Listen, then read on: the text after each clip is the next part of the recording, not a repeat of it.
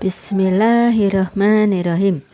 Assalamualaikum warahmatullahi wabarakatuh.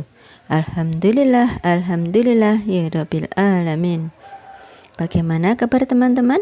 Semoga dalam kondisi sehat-sehat dan bahagia selalu ya, dimanapun teman-teman berada. Hari ini saya ingin sharing tentang bagaimana jika kita dizalimi.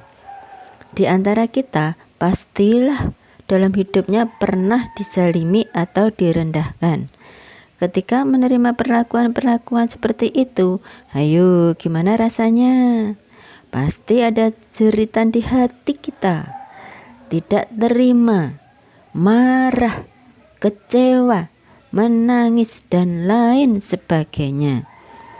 Terkadang sempat juga terlintas keluhan, ya Allah, kenapa saya kok hina sekali? Kenapa saya rendah sekali? Apa sebegitu kotornya diri saya sampai orang lain bersikap begitu kepada saya?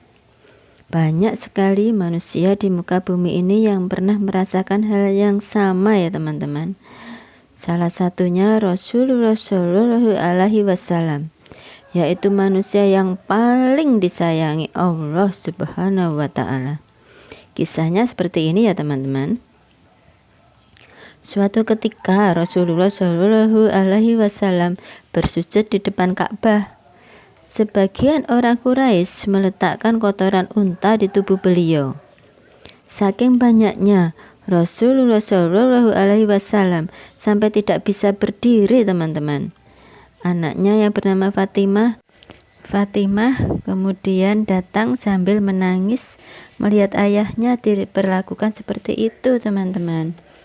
Fatimah membuang kotoran-kotoran itu dan Rasulullah Shallallahu Alaihi Wasallam pun akhirnya bisa berdiri dan berdoa mendoakan mereka-mereka yang menzalimi dirinya.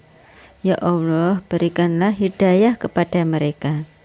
Nah, saat kita dihina sehina-hinanya, saat itulah Allah Subhanahu wa Ta'ala ingin melihat kita tegar teman-teman.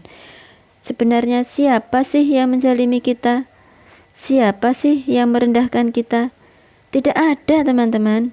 Tidak ada sedikit pun orang yang mampu menzalimi kita. Karena seluruh yang diciptakan di dunia ini adalah Allah Subhanahu wa Ta'ala yang mengatur. Kalaupun seandainya seseorang merendahkan kita, bisa jadi itu merupakan zatnya Allah yang ingin membuat kita sadar, yang ingin membuat kita menyadari atas kesalahan-kesalahan kita. Seperti dalam surat An-Nisa ayat 79. Apa saja nikmat yang kamu Muhammad peroleh adalah dari Allah, dan apa saja yang menimpamu maka dari kesalahan dirimu sendiri. Kami mengutusmu menjadi rasul kepada segenap manusia, dan cukuplah Allah menjadi saksi.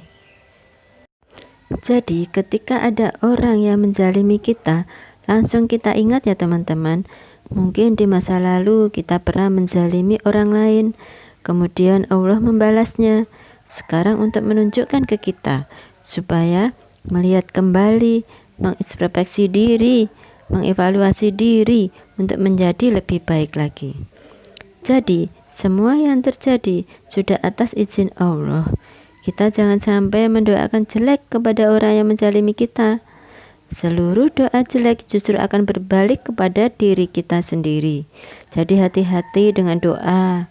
Yang seharusnya kita lakukan saat ada orang yang menzalimi adalah mendoakan mereka yang baik-baik. Misal agar diberi hidayah oleh Allah Subhanahu wa Ta'ala buat mereka. Seandainya kita sudah sampai sebal dan tidak bisa menghindar atas perlakuannya yang zalim, doakan saja ya teman-teman supaya orang zalim tersebut diberi kesibukan sendiri sesama orang zalim, sehingga mereka tidak bisa masuk dalam kehidupan kita. Hal ini juga pernah terjadi pada diri saya sendiri. Jadi kita selalu introspeksi diri ya teman-teman, biar aman, biar rezeki kita juga lancar. Jadi di sini yang harus kita lakukan jika menemui orang yang menzalimi kita. 1. Evaluasi diri. Jangan-jangan kezaliman tersebut merupakan buah dari kesalahan-kesalahan kita di masa lalu. Ya sudah, kita terima aja dengan ikhlas. 2. Kalau kita tidak sanggup atas perlakuan orang yang menzalimi kita, doakan saja orang-orang tersebut supaya saling sibuk sehingga mereka lupa dengan kehidupan kita. Demikian dulu ya teman-teman untuk sharing hari ini. Semoga membantu ya. Semoga bermanfaat buat kita semua. Mohon maaf jika ada yang kurang berkenan.